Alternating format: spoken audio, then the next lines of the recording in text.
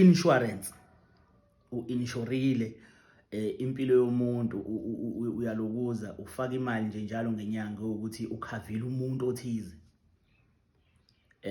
Lento engathi ungayenza ebantwini osondelene nabo, mhlawumbe your siblings, izingane zakho, maybe mhlawumbe your parents, ukuthi mhlawumbe njengomuntu osebenzayo mhlawumbe mabeshona kube ukuthi mhlawumbe uyalekelela ngalo ndlela ukuthi ubakhavile. Abantu bakini wazi kahle kamhlophe ukuthi mabefa akekho omunye umuntu ongathwala icala lokuthi abangcwatshiwe ngaphandle kwakho, uyabo.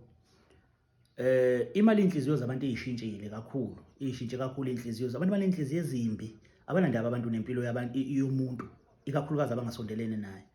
Uthola ukuthi umuntu, mina njengoba ngundosi nje, ngi-inshorile omunye umuntu futhi wakacela engingasondelene naye ngale ndlela kade ngichaza ngayo ukuthi abapha abantu kumele ba-inshore.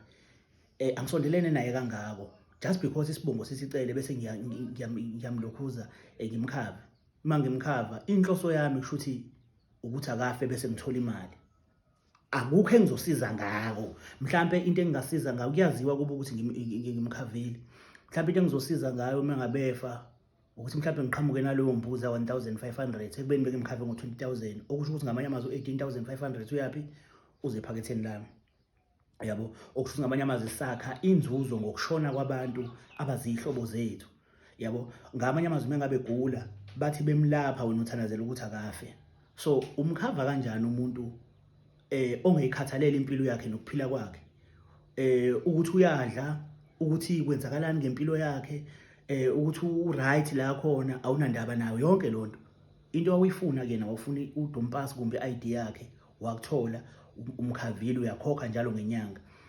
Ngamanye amazwi it's an investment, uinvestile ngokuthi kumele kufe yena bese wena uthola imali. Kubukeka kubuhlungu shem, kubukeka kubuhlungu ngoba ekugcineni kosuku ubenefisa ngokufa komuntu. Why? Yindaba lento siyivumela siyenza ngoba ekugcineni kosuku uthola ukuthi ukhavile umuntu, ekugcineni kosuku lo muntu lo impilo yakhe awunande. Yazi bafethu, no man, asikhavele abantu esisondelene nabo esazi ukuthi singathwala icala nasezulwini ukuthi asibafihlanga sibe sisebenza. Hayi nombani, singafuni ukubenefisa ngokufa kwezingane zabantu. Mina ayikabi uma ukuthi uyayenza lonto, hayi bandliyeke, vele uyiyeke nje lonto. Into engasile nje ukuthi kumele ube nemali wena ngoba kufile umuntu. Nakhona kuyakhalwa kubo wena ujabulela ukuthi utholile imali. Asiyeke lonto.